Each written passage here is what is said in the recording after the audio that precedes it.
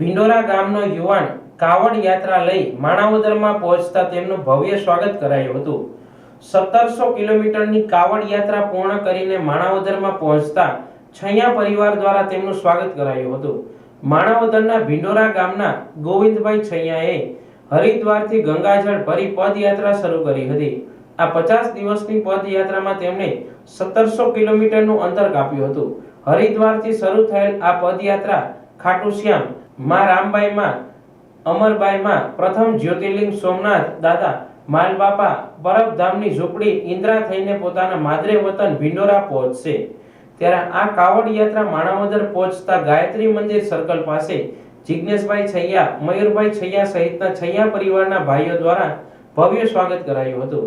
ઉલ્લેખનીય છે કે આ યાત્રા ભિંડોરા પહોંચતા જ ભવ્ય સ્વાગત કરવામાં આવશે તેમજ ગામ ધુવાડાબંધ જમણવારનું પણ આયોજન કરવામાં આવ્યું છે।